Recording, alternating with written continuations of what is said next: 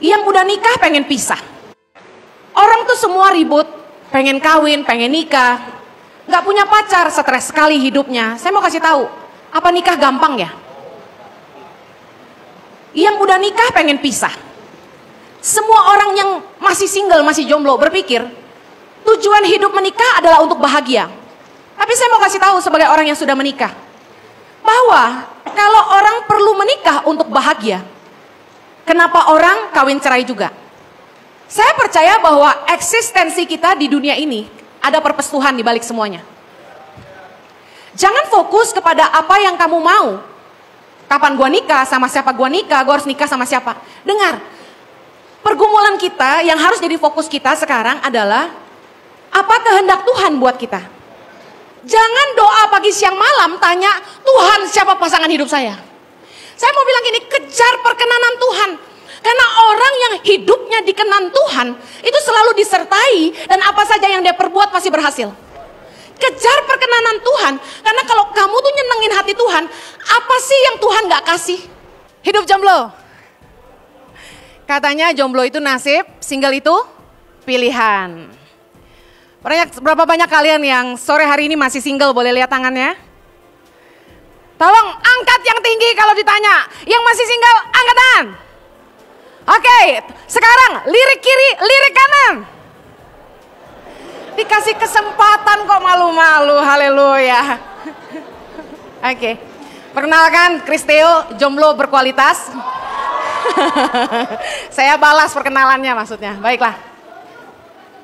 Tanpa berlama-lama, jangan, dia udah terlalu tenar.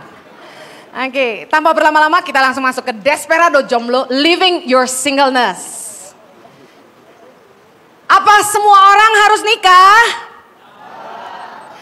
Pada kenyataannya lebih banyak perempuan daripada laki-laki di dunia ini. Berarti akan ada beberapa perempuan yang gak ada pasangannya. Jangan lalu sesama perempuan berpasang-pasangan gitu maksudnya. Urusan kelahiran, kematian, punya anak, pasangan hidup itu kedaulatan Tuhan. Kita gak pernah ngerti. Bener gak? Kita gak bisa milih lahir di mana, lahir di keluarga seperti apa, punya orang tua seperti apa, kita gak bisa lahir gimana. Kalau saya bisa memilih saya lahir seperti apa, yang pertama-tama saya akan minta hidung saya dinaikin 2 cm sama Tuhan. Haleluya. Apa semua orang harus menikah? Matius 19 ayat 12. Jangan fokus di hidung saya, baca firman Tuhan. Sama-sama. Ada orang yang tidak dapat kawin karena ia memang lahir demikian dari rahim ibunya. Dan ada orang yang dijadikan demikian oleh orang lain. Dan ada orang yang membuat dirinya demikian karena kemauannya sendiri, oleh karena kerajaan sorga. Siapa yang dapat mengerti, hendaklah ia mengerti. Jadi pertanyaan saya, apa semua orang harus menikah? Tidak. Firman Tuhan jelas bilang, ada yang gak bisa nikah karena lahir demikian. Ada yang gak bisa nikah karena dibuat oleh orang lain, patah hati contohnya, sampai gak bisa jatuh cinta lagi. Yang ketiga, orang yang mengambil keputusan gak mau menikah karena kerajaan sorga, seperti Rasul Paulus contohnya. Orang tuh semua ribut, pengen kawin, pengen nikah. Gak punya pacar, stres sekali hidupnya. Saya mau kasih tahu, apa nikah gampang ya? Yang udah nikah pengen pisah. Semua orang yang masih single, masih jomblo berpikir tujuan hidup menikah adalah untuk bahagia. Tapi saya mau kasih tahu sebagai orang yang sudah menikah, bahwa kalau orang perlu menikah untuk bahagia, kenapa orang kawin cerai juga?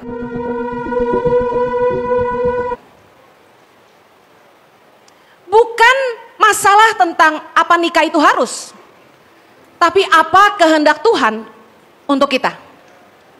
Amsal 16 ayat 3 bilang gini, serahkanlah perbuatanmu kepada Tuhan, maka terlaksanalah segala rencanamu. Tuhan membuat segala sesuatu untuk tujuannya masing-masing. Bahkan orang fasik dibuatnya untuk hari malapetaka. Saya percaya bahwa eksistensi kita di dunia ini ada purpose Tuhan di balik semuanya. Jangan fokus kepada apa yang kamu mau. Kapan gua nikah, sama siapa gua nikah, gua harus nikah sama siapa. Dengar, pergumulan kita yang harus jadi fokus kita sekarang adalah apa kehendak Tuhan buat kita. Mari baca sama-sama apa kata firman Tuhan bagi para single. 1 Korintus 7 ayat 32. Sama-sama yuk. Aku ingin supaya kamu hidup tanpa kekhawatiran. Orang yang tidak beristri memusatkan perhatiannya pada perkara Tuhan, bagaimana Tuhan berkenan kepadanya. Ayat 34, perempuan yang tidak bersuami dan anak-anak gadis memusatkan perhatian mereka pada perkara Tuhan, supaya tubuh dan jiwa mereka kudus. Ayat 35, semuanya ini kukatakan untuk kepentingan kamu sendiri, bukan untuk menghalang-halangi kamu dalam kebebasan kamu, tetapi sebaliknya supaya kamu melakukan apa yang benar dan baik dan melayani Tuhan tanpa gangguan. Dengar baik para jomblo-jomblo single-single sore hari ini. Don't worry, be happy. Firman Tuhan berkata, aku ingin supaya kamu hidup tanpa kekhawatiran. Berhenti ngabisin waktu, khawatir gak kawin-kawin. Harusnya fokus kita adalah memusatkan perhatian kita pada perkara Tuhan tentang ini. Apakah Tuhan berkenan sama hidup saya? Poin saya yang pertama ini saya mau bilang gini. Enjoy your singleness. Don't worry. Dengar baik. Nikmati masa hidupmu sebagai single maupun jomblo. Karena segala sesuatu dalam hidup ini ada musimnya. Segala sesuatu dalam hidup ini ada waktunya. Kalau hari ini kamu lagi jomblo, nikmatin aja.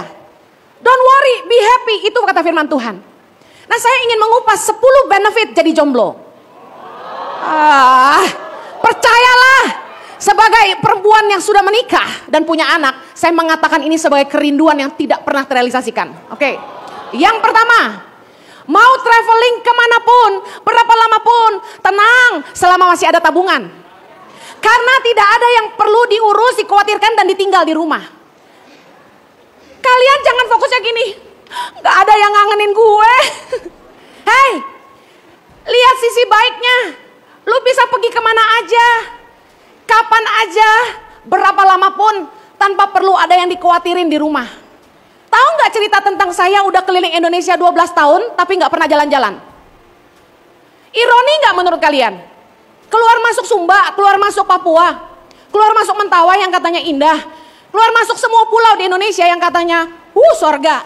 Saya belum pernah ke pantai, belum pernah ke danau, Nihiwatu, whatever they call it, belum pernah lihat dengan mata kepala saya. Kenapa? Karena tiap kali mau pergi keingatan, mama jangan lama-lama. Jadi begitu mau naik pesawat aja udah nangis duluan. Begitu landing, makan cepet langsung ke pedalaman. Dari pedalaman saya cuma punya waktu Senin sampai Sabtu, karena Minggu saya selalu khotbah. Jadi saya cuma punya waktu 6 hari dan saya harus bisa mengunjungi 14 centers, bayangin. 6 hari 14 center, lari-larian gak kira-kira? Makanya kalau saya pergi itu, boro-boro jalan-jalan, bisa menyelesaikan trip saya aja udah puji Tuhan. Makan asal-asalan, pokoknya yang penting kelar. Bisa ketemu sama semua anak, sama semua guru. Saya punya beban dan tanggung jawab di rumah yang saya harus pulang ke mereka. Kalau kalian masih jomblo, kalian gak punya itu. Nikmatilah, gemes gua. Yang kedua, bebas bergaul dan berkenalan dengan siapa aja tanpa ada yang perlu marah. Duniamu lebih luas. Tahu nggak? Nggak perlu ada yang nanya, lagi di mana? Sama siapa? Pulang jam berapa? Nggak ada yang rese. Kamu kok deket-deket dia? Dicemburuin tuh rese nggak? Rese nggak? Orang nggak selingkuh dikirain selingkuh, padahal cuma makan sama-sama. Itu pun rame-rame. Tapi tadi dia liatin kamu terus. Saya kasih tahu ya, dari pagi di WA-in, good morning honey, how are you, have a good one. Kalau nggak bilang I love you salah lagi. Siang jam 12 udah di WA-in, makan siang apa sayang? Kita lagi sibuk digangguin. Jam 5, abis ini kamu kemana? Jemput aku ya? Bayangin, rese banget pacar kita itu. Kalau jomblo, bebas. Hari ini makan sama Chris, besok makan sama Randy, besok makan sama Steven, besok makan sama Johnny, besok makan sama Andy. Bebas, gak ada yang cemburu. Duniamu lebih luas. Nikmati itu, karena kalau sudah nikah, no turning back. No turning back, amin. Haleluya. Gua kasih tahu ya, kalau udah nikah, lu bosen juga gak bisa refund, gue bilangin. 3, benefit jadi jomblo yang ketiga. Waktu mau bantu keluarga kita, nggak ada yang keberatan, nggak ada konflik dengan pasangan, nggak ada beban karena belum punya anak. Saya kasih tahu, waktu kita bangun usaha dan kita lebih maju misalnya dari adik atau kakak kita dan kita kasihan mereka butuh bantuan, kita pasti mau pengen bantu. Atau kita pengen bagi sebagian penghasilan kita buat orang tua kita. Sebagai rasa terima kasih kita udah dikuliahin, udah dibesarin. Kalau udah nikah, itu rada susah. Belum tentu pasangan kita bisa ngerti. Ya, ngerti ya? Belum tentu pasangan kita dukung keputusan kita. Saya konselingin beberapa pasangan muda, mereka ributnya soal gini. Suaminya masih digantungin sama adiknya. Istrinya keberatan. Mau gak mau itu jadi beban. Banyak kan pasangan-pasangan berantem itu soal kita mau bantu keluarga, itu jadi masalah. Dan saya kasih tahu, punya anak tuh mahal. Punya anak itu biayanya besar. Makanya lu jangan main mikir enaknya doang, kawin enak. Gue bilangin tanggung jawabnya gede. Mikir enaknya doang loh. Dengerin, kalau kamu belum nikah, belum punya anak, kamu gak punya beban. Jadi nikmatilah. Merasakan ya kemarahan saya. Keempat, benefit jadi jomblo. Bisa bangun jam berapa aja. Karena tidak ada beban untuk membuatkan sarapan pagi. Dan tidak dimarahi sama mertua. Saya biar mau tidur jam 2 pagi, jam 3 pagi nyiapin khotbah, saya mesti bangun jam 6 buat anak-anak saya. Siapin sarapan buat mereka. Makan pagi sama mereka. Doain mereka sebelum sekolah. Jadi mama tuh tanggung jawabnya ada. Biar capek juga harus bangun buat mereka. Suami kan perlu diurus. Kalau Anda sudah jadi istri orang masih bangun siang, dasar gak tahu diri loh, gue bilangin. Orang tuh kalau udah nikah mesti tahu diri. Bangun gak boleh siang-siang. Diomelin mertua loh. Segala sesuatu yang udah urusannya sama mertua bikin sakit kepala. Jadi kalau belum punya mertua katakan haleluya. Yang kelima, mau makan apa aja gak perlu ngalah. Gak perlu bisa masak, tidak masalah. Kalau udah punya pasangan, ya Allah, mertua aja tanya, kamu bisa masak? Gitu. Kita gak masak lebih jago dari dia, kita jelek banget di matanya. Suami saya kalau udah urusannya spaghetti sama sayur asam, gak boleh ada orang lain yang masakin. Henny Kristianus, turun kamu, masakin buat aku. Dia suka masakan saya, tapi khusus 2 itu aja. Bisa kebayang limitation seorang Henny Kristianus gak jago masak.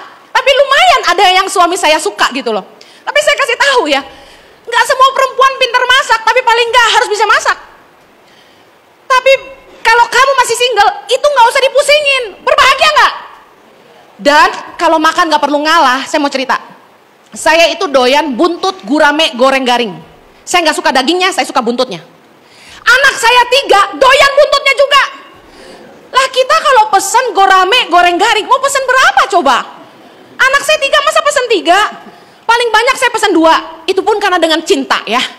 Saya bagi buntutnya, 1 buat Chloe, 1 buntut buat Zoe. Axel dapat sirip-siripnya. Saya bilang ini gaing-gaing.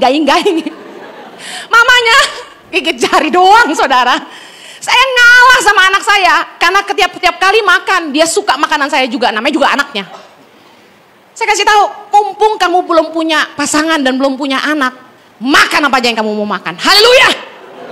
Yang keenam, mau berambut gondrong, mau botak, mau dandan, mau enggak, mau berbulu, mau enggak, mau mandi, mau enggak, gak masalah. Karena gak ada yang protes dan gak ada yang komentar. Gak ada yang ngatur-ngatur kita. Kalian yang jomblo tuh harus bersyukur. Saya bersihan aja mandi sehari 3 kali, masih kurang buat Jojo, bayangin. Saya kasih tahu ya, mumpung kalian masih jomblo, bener-bener nikmatin deh. Kalau udah nikah, aduh, banyaklah aturannya. Yang ketujuh, bebas mengejar karir setinggi langit. Nggak ada beban moral sama pasangan, khususnya suami-suami yang berpenghasilan lebih rendah. Banyak pasangan yang ribut karena suaminya merasa gengsinya kena. Ketika istrinya lebih terkenal, lebih sukses, penghasilannya lebih besar, itu suami kadang-kadang agak terganggu. Harga dirinya terganggu. Nah, mumpung kalian masih single, masih jomblo, saya kasih tahu, bangun karirmu setinggi langit. Fokus bangun usahamu. Kamu bisa punya waktu lebih banyak di situ.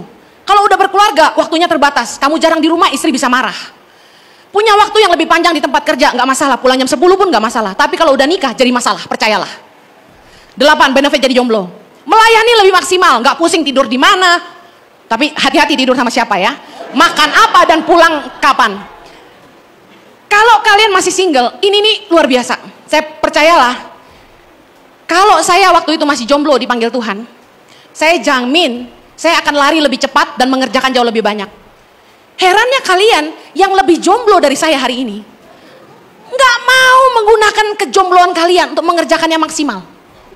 Harusnya kalian merasa ter-challenge. Masa dia emak-emak anak 3 bisa kemana-mana, gua kagak. Nah gitu dong. Saudara dengar baik, yang 9. Mau beli apa aja, tidak ada yang melarang dan tidak ada yang tanya, berapa tuh? Aduh, saya beli apapun Jojo tanya, emang butuh? Beli apapun tanya, itu berapa? Baru ya? Aduh, padahal gini-gini kan kita cari duit juga. Tapi tetap yang namanya menikah nggak bebas pakai uang. Nah kalau kalian masih single, masih jomblo, kalian kerja, kalian cari duit sendiri, kalian nikmati sendiri. Nikmati itu, nggak ada yang marah-marah. Kita kan mesti bayar uang listrik di rumah, tuh nggak ada ya.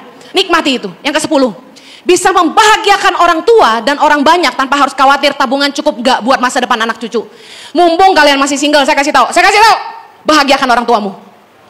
Balas budi mereka, bayarin mereka ke Israel, ikut Om Jojo, ya. Nikmatin hidup kalian bersama orang tua, karena akan ada momen dimana kalian menikah dan kalian harus fokus. Keluarga inti buat kamu bukan lagi papa mamamu gitu loh. Ketika kamu nikah, yang jadi keluarga inti itu istri dan anak-anakmu. Dan di situ kamu akan merasakan betapa hatimu sebenarnya luka. Kamu harus meletakkan prioritas yang berbeda. Makanya waktu masih single, nikmatilah masa singlenessmu, jadilah berkat buat orang tuamu. Amin. Fokus hidup kita. Tadi yang pertama, don't worry, be happy. Yang kedua, tadi firman Tuhan berkata dalam 1 Korintus 7 ayat 34, para jomblo harusnya memusatkan perhatiannya bagaimana Tuhan berkenan kepadanya. Pakai masa single ini bukan untuk mengkhawatirkan kapan kawin, tapi fokuskan dirimu untuk mengejar apa yang jadi kehendak Tuhan buat kamu. Tuhan itu punya rencana buat hidup setiap kita. Setiap kita ini lahir dengan tujuan Tuhan dalam hidup kita. Saya agak menyesali baru di usia 28 saya sungguh-sungguh mengejar kehendak Tuhan. Saya pernah khotbah tentang menemukan tujuan hidup atau menghidupi ide Tuhan. Di mana saya bergumul sungguh-sungguh, tanya sama Tuhan cuma satu hal dalam doa saya pagi siang malam. Tuhan, apa yang kau mau dengan hidupku? Saya doa terus sampai Tuhan ngomong bahwa saya harus nolong orang miskin di Indonesia.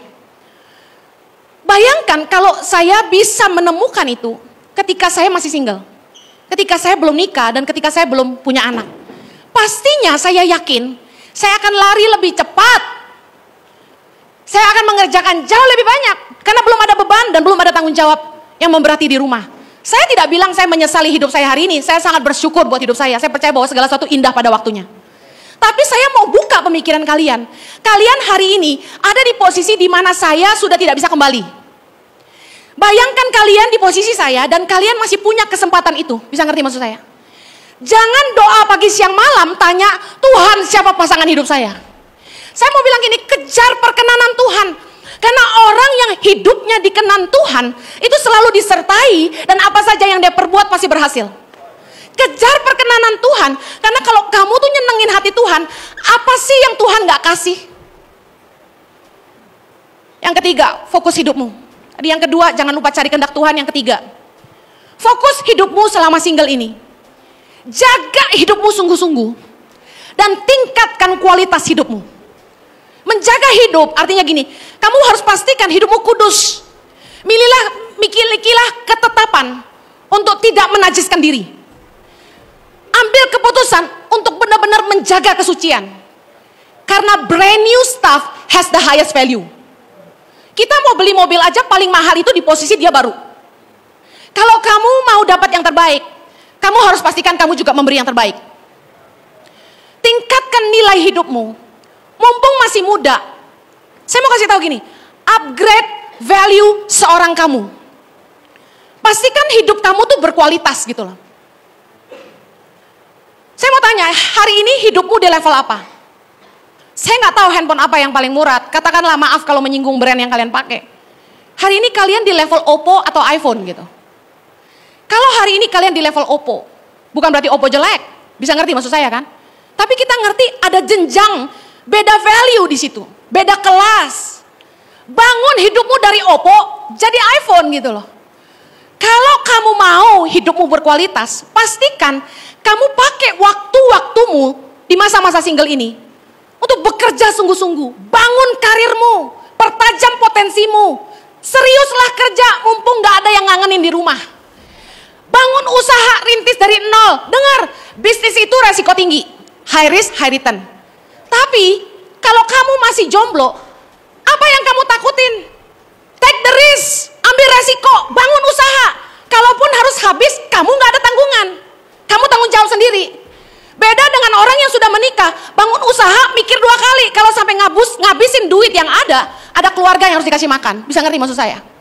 Justru mumpung kamu masih single, kamu bisa habis-habisan. Bangun bisnis, seriuslah, habis-habisan investasi waktu, pemikiran, tenagamu untuk bangun semua potensi yang ada di hidupmu. Kamu gak perlu takut resiko apapun, karena usahamu, kamu tanggung jawab sendiri. Kamu gak membebani siapapun. Come on, take risk anak muda.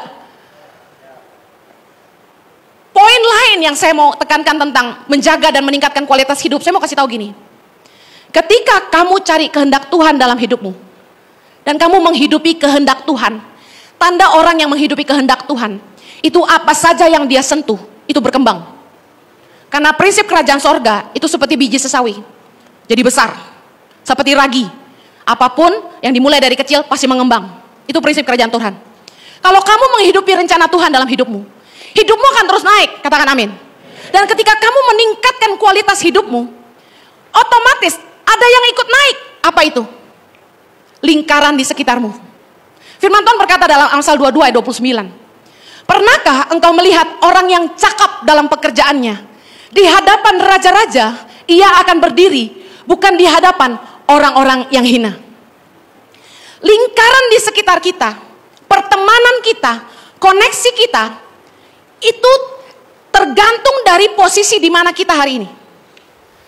Ketika saya belum bangun tangan pengharapan, nggak ada yang kenal saya. Lingkaran saya cuma teman-teman SMA, teman-teman kuliah, keluarga. Tapi ketika saya bangun hidup saya dalam kehendak Tuhan, Tuhan mulai promosi, tangan pengharapan. Saya duduk tuh sama konglomerat-konglomerat di Jakarta yang ngajak saya untuk bantu mereka.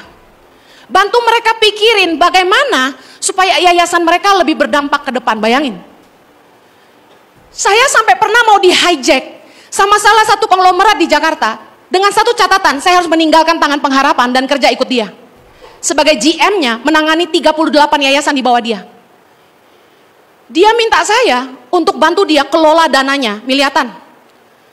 Saya dipercayakan bangun proyek rumah sakit waktu itu di Jakarta. Tapi saya tidak ambil gaji sepeser pun dari beliau. Tapi yang saya sadari, ketika Tuhan mulai pakai hidup saya, menggenapi kehendaknya dalam hidup saya duduk di lingkaran yang berbeda. Saya ketemu dengan petinggi-petinggi, bahkan saya dikenalkan sama almarhum Taufik Kemas. Karena saya jarang nonton TV, saya nggak tahu beliau siapa. Sampai dikasih tahu sama konglomerat itu, ini ketua MPR. Saya nggak nyangka Tuhan bisa bawa saya ke level itu. Saya mulai duduk bersama menteri. Saya mau kasih tahu, ketika kita menggenapi kehendak Tuhan dalam hidup kita, Tuhan mulai promosi hidup kita dan kita dibawa ke lingkaran hubungan yang lebih tinggi. Kita duduk bersama raja-raja, ini masuk firman Tuhan, bisa ngerti ya? Tapi kuncinya, pertajam potensimu, kembangkan hidupmu menjadi lebih berkualitas. Kamu harus jadi orang yang excellent dalam pekerjaanmu. Kamu harus bisa menginspirasi generasimu. Orang-orang yang hari ini dipanggil untuk menginspirasi generasi muda adalah orang-orang yang masih muda, below 40 dan dinilai sukses. Mereka semua mulai dari nol. Saya mau bilang gini sama Anda. Kenapa ini ada hubungannya dengan pilihan jodohmu? Anda tidak akan menikah sama orang asing. Salah satu dari teman-temanmu dan kenalan-kenalan yang akan mereka kenalkan sama kamu, mereka akan menjadi pasangan hidupmu. Kamu gak mungkin karena demi menikah sama bule, kamu ke Bali. Dan kamu kenalan sama cewek seksi dan kamu bilang gini, Miss, you're so beautiful. Would you marry me? Bisa digetok saudara. Saudara gak bisa pergi ke Australia. Anda pergi ke Hillsong karena Anda pikir gue mau dapat pasangan hidup bule, takut Tuhan, ganteng. Anda ke Hillsong. Anda pikir gini, ikut Hillsong Conference yang ratusan ribu orang datang di situ, semakin banyak kemungkinannya lebih besar. Anda ikut ngantri dan satu-satu Anda tanyain, "Hi mister, are you single? Will you marry me please?" Nggak bisa guys, nggak segampang itu. Kita nggak akan nikah sama orang asing. Kita akan nikah dengan teman-teman dan orang-orang yang ada di lingkaran kita. Ketika kamu menempatkan dirimu di lingkaran yang lebih berkualitas, standar orang-orang yang ada di sekelilingmu lebih naik. Saya kasih tahu, calon pasangan hidupmu akan berasal dari kelompok itu. Saya nyadarin ini adalah ketika satu hari waktu saya mulai dikenal, saya duduk sama artis-artis, saya duduk sama kelompok-kelompok orang penting lah di Indonesia. Salah satu dari mereka menaruh hati kepada saya. Saya tersipu-sipu. Saya mikir gini, wah kalau gue masih jomblo boleh juga ya. Tapi saya mau bilangin gini, enggak saya enggak. Tapi saya kasih tahu, ini direkam ya, tahu diri. Pergaulanmu menentukan masa depanmu. Kalau ingin punya lingkaran yang berkualitas, upgrade dirimu. Yang mau katakan amin. Yang keempat, fokus para jomblo. Fix your standard. Maaf, saya ketemu dengan banyak jomblo-jomblo yang hampir karatan. Saya terus berpikir, kenapa ya mereka sampai umur segini nggak kawin-kawin gitu. Udah 40-an. Saya mau bilang gini sama yang cewek-cewek, dengerin saya. Kamu kalau naksir cowok tuh lebih baik cari yang udah ada umur. Kenapa? Kalau baru start belum ketahuan. Mau lihat jadi enggak tuh kira-kira umur 40 lah. Serius, mendekati lah. Kalau kawin sama anak ingusan, dia anak orang kaya, lu lihatnya dia naik mobil mewah. Tunggu 10 tahun lagi dia jadi apa? Itu bargain loh. Itu gambling banget saudara. Kalau saya jadi saudara, saya milih bukan anak ingusan, saya milih yang udah jadi aja. Masalahnya satu lagi, kalau udah jadi udah ada yang punya biasanya. Haleluya. Nah, kita ngobrol aja ya kan. By the way, dengar baik. Banyak dari jomblo-jomblo yang saya lihat, kenapa ya susah dapat jodoh? Memang waktu Tuhan satu, ya kan? Bisa juga bukan kehendak Tuhan dia nikah, cuma dia nggak mau terima aja. Bisa jadi satu lagi gini, dia terlalu picky, pemilih. Kita harus milih, ya dong. Kalau kawin buat sengsara, buat apa? Saya setuju kita harus milih, tapi yang esensi. Fix your standard dalam memilih pasangan hidup. Jangan-jangan kriteria yang jadi ukuranmu itu salah. Yuk kita kembali ke firman Tuhan. Jangan kita fokusnya sama wajah, tinggi, berat badan, kekayaan, pilih mancung pesek, gendut kurus. Aduh, itu nggak esensi banget. Buktinya, Jojo nikah sama perempuan yang tidak langsing ini, dia bahagia. Haleluya. Amsal 16 ayat 5 sampai ke 8. Baca sama-sama. Setiap orang yang tinggi hati adalah kekejian bagi Tuhan. Sungguh, ia tidak akan luput dari hukuman. Dengan kasih dan kesetiaan, kesalahan diampuni. Karena takut akan Tuhan, orang menjauhi kejahatan. Jikalau Tuhan berkenan kepada jalan seseorang, maka musuh orang itu pun didamaikannya dengan dia. Lebih baik penghasilan sedikit disertai kebenaran daripada penghasilan banyak tanpa keadilan. Kriteria yang paling esensi saya bagi jadi 3K. Katakan 3K. Yang pertama karakter, yang kedua keimanan, yang ketiga karya, itu kerjaan. Kita bahas yang karakter dulu. Amsal 16 ayat 5 sampai 6a. Setiap orang yang tinggi hati adalah kekejian bagi Tuhan. Sungguh ia tidak akan luput dari hukuman. Dengan kasih dan kesetiaan, kesalahan diampuni. Saya mau bilang karakter yang rendah hati, pengasih dan setia, ini sangat-sangat esensi.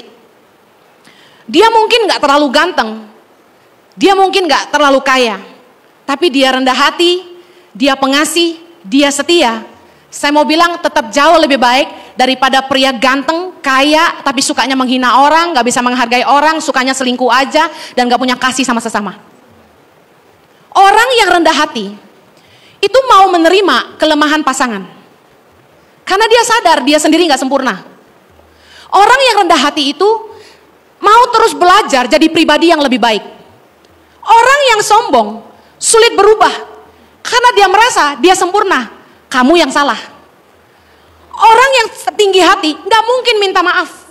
Dia gak akan pernah ngakui kesalahannya.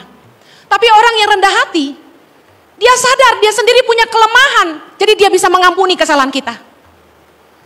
Dia gak akan banding-bandingin kita sama orang lain. Sangat terluka sekali kalau sampai kita punya pasangan yang selalu sombong, ngerasa dia benar, egois, gak mau minta maaf, banding-bandingin kita sama orang lain, dan selalu tuntutannya, kamu gak pernah mau berubah. Padahal dia sendiri lebih luar biasa, lebih parah.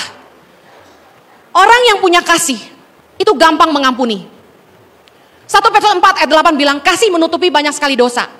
Aduh, saya tuh kalau dalam hubungan sama Jojo, saya tuh banyak banget salahnya, udah gak terhitung deh. Percaya kan? Tapi dia tuh baik banget. Kasih itu benar-benar menutupi banyak sekali dosa.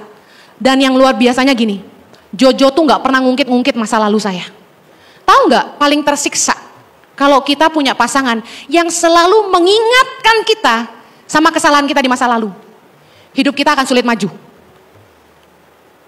Amsal 16 ayat 6 bilang gini, dengan kasih dan kesetiaan kesalahan diampuni. Nah, saya mau bahas soal orang-orang yang setia.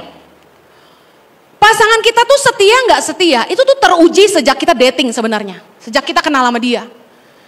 Kalau dia udah bolak-balik selingkuh, maaf saya harus bilang gini, kamu harus be real. Cinta tuh gak buta. Kalau dia masih pacaran aja gak setia, bolak-balik selingkuh. Saya yakin emang udah sifatnya begitu. Karakter yang seperti ini sulit berubah. Orang yang setia itu, dia mau menghadapi tantangan sebesar apapun, dia gak akan nyerah sama kamu.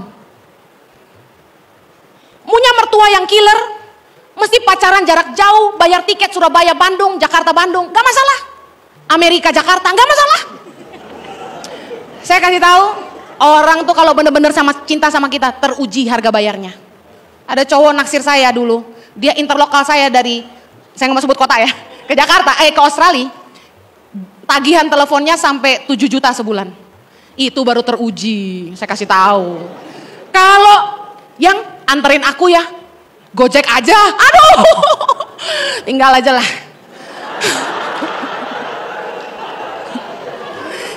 Bicara soal karakter lagi, Randy kuasai diri. Amsal 20 ayat 3, terhormatlah seseorang jika ia menjauhi perbantahan. Tetapi setiap orang bodoh membiarkan amarahnya meledak. Pada musim dingin si pemalas tidak membajak. Jikalau ia mencari pada musim menuai, maka tidak ada apa-apa. Sejak dating, buka mata lebar-lebar, lihat pasanganmu. Kalau dari pacaran aja dia udah kasar sama kamu, gak bisa menghargai kamu, jangan teruskan. Saya mau bilang karakter kasar ini ngikut sampai kawin, sampai kapanpun juga. Apalagi orang yang sok jagoan sukanya berantem sama orang. Aduh capek deh. Saya punya teman, suaminya orang kaya, orang terhormat. Tapi berantemnya sama tukang parkir, aduh gak level banget. Dan lihat baik, karakter pemalas. Aduh, kalau kamu gak mau, masa depanmu susah, anak-anakmu susah. Jangan pacaran sama pengangguran, jangan nikah sama orang malas. Orang yang pemalas dikasih modal berapa aja pasti habis semuanya. Jangan pernah nikah sama orang malas. Jangan pernah. Yang kedua, tadi soal karakter, sekedar menegaskan. Yang kedua, kriteria yang esensi, yang kedua keimanan. Karena takut akan Tuhan, orang menjauhi kejahatan. Kita suka bilang gini, cari pasangan hidup yang takut akan Tuhan. Yang takut akan Tuhan tuh kayak gimana? Yang pelayanan, nggak jaminan. Yang melayani di gereja, nggak jaminan takut Tuhan. Tapi kata firman Tuhan, orang yang takut akan Tuhan, Amsal 16 ayat 6b, karena takut akan Tuhan, orang menjauhi kejahatan. Artinya gini, orang yang takut sama Tuhan itu, dia sadar Tuhan banget. Dia nggak akan berbuat jahat sama orang lain. Dia nggak berbuat jahat sesamanya. Nah, orang nih kalau waktu lagi naksir sama kita, dia pasti baik banget. Kenali sifat aslinya, diuji ketika kapan? Ketika orang ini menghadapi tekanan, ketika dia disakiti orang lain, dan sikapnya terhadap orang-orang lemah. Lihat sikap aslinya. Kalau dia balas kejahatan dengan kejahatan, dia nggak baik. Ketika kita memilih pasangan hidup, dengar baik. Kriteria takut akan Tuhan, ini adalah orang yang hidup dalam kebenaran. Orang yang hidup dalam kebenaran itu seperti apa? Orang yang hidupnya selalu berpegang kepada firman Tuhan, katakan amin. Kenapa kita perlu memilih orang yang hidup benar, takut akan Tuhan, memegang firman? Karena ingat baik, waktu kamu nikah, kamu gak hanya bawa dirimu sendiri, kamu akan melahirkan anak-anak. Berpikir begini, apakah orang ini layak jadi ayah buat anak-anak saya? Apakah orang ini layak jadi ibu buat anak-anak saya? Amsal 20 ayat 5 bilang gini, rancangan di dalam hati manusia itu seperti air yang dalam, tetapi orang yang pandai tahu menimbanya. Susah tahu hati orang. Ayat 6, banyak orang menyebut diri baik hati, tapi orang yang setia siapakah menemukannya? Ayat ke-7, orang benar yang bersih kelakuannya, berbahagialah keturunannya. Kamu mau keturunanmu berbahagia enggak? Cari pasangan hidup yang hidupnya benar, katakan amin. Bicara lagi soal keimanan. Saya percaya orang yang hidupnya berkenan kepada Allah, musuh orang itu pun diperdamaikan dengan dia. Orang yang hidupnya berkenan sama Tuhan tuh gak punya musuh. Saya lihat Jojo dari dulu, dari remaja sampai sekarang, dia gak pernah punya musuh. Terlepas dari mungkin ada orang-orang yang gak suka sama dia, tapi dia gak pernah punya musuh. Sama orang yang muda, lebih muda, sama orang yang seumuran, sama orang yang lebih tua, Jojo punya hubungan yang baik dengan semua orang. Masuk akal banget. Yesus itu semakin bertambah besar, dia semakin bertambah hikmat, semakin besarnya dan makin dikasih oleh Allah dan manusia. Orang yang hidupnya berkenan sama Tuhan dikenali dengan mudah. Dia punya hubungan yang baik dengan semua orang. Amin. Pertanyaan sekarang soal iman. Perlu seiman gak kah ini? Harus. Amos 3 ayat 3, berjalankah dua orang bersama-sama jika mereka belum berjanji? Kalau mau nikah, saya katakan begini, harus sepakat. Mau ikut iman istri atau iman suami? Karena yang akan jadi korban ke depan adalah anak-anak. Siapa mau ikut siapa? Mau dibesarkan dengan cara apa? Kasihan loh, anak-anak tuh jadi bingung. Kata mamanya, jangan ikut ke gereja. Kata bapaknya, jangan ikut sembahyang. Kan bingung. Secara undang-undang pun dilarang beda agama. Itu udah dilarang. Bahkan ketika mau minta restu sama orang tua, beda agama akan jadi masalah. Jadi sebaiknya disepakati dulu. Mau ikut agama siapa? Kalau soal agama aja nggak bisa sepakat, gimana soal lain-lainnya? Gimana mau cara besarin anak? Apa yang kita mau bangun ke depan sama-sama? Nggak bakal sepakat kalau soal iman aja nggak sepakat. Yang mengerti katakan amin. Yang ketiga, yang terakhir, fokus pada 3K kriteria yang esensi. Yang ketiga adalah karya atau kerjaannya. Kalau kalian mau bangun hubungan sama orang, lihat kerjaannya gimana. Orang ini jujur nggak, rajin nggak, tanggung jawab nggak? Karena tadi firman Tuhan berkata dalam Amsal 16, dikatakan begini, ayat 8, lebih baik penghasilan sedikit disertai kebenaran daripada penghasilan banyak tanpa keadilan. Saya mau kasih tahu, jangan pernah menilai orang di titik di mana dia baru mulai. Karena orang itu akan jadi seperti apa ke depannya, kamu gak pernah tahu. Tapi bagaimana kamu mengukur dia di titik dia mulai adalah seperti ini. Jujur gak dia? Tanggung jawab gak? Rajin gak? Kerja keras gak? Mau bayar harga gak? Karena orang-orang yang takut akan Tuhan, mau kerja keras, bisa dipercaya, bisa dipegang omongannya. Saya mau kasih tahu, mungkin dia mulai dari dompet tipis, tapi dia akan disertai Tuhan dan dompetnya akan jadi tebal. Tapi orang yang dimulai dengan dompet tebal, tanpa disertai takut akan Tuhan, dia uangnya banyak tapi suka nipu orang, suka bohongin orang, gak bisa dipercaya, makan uang orang, suka ngutang. Saya kasih tahu, dari dompet tebal, dia akan turun ke bawah jadi orang miskin. Anda gak bisa menilai kekayaan di titik awal. Seringkali kita milih orang tuh lihat yang berduit sama enggak. Jangan. Lihat dari bagaimana cara dia running kerjaannya. Lihat bagaimana dia bangun bisnisnya.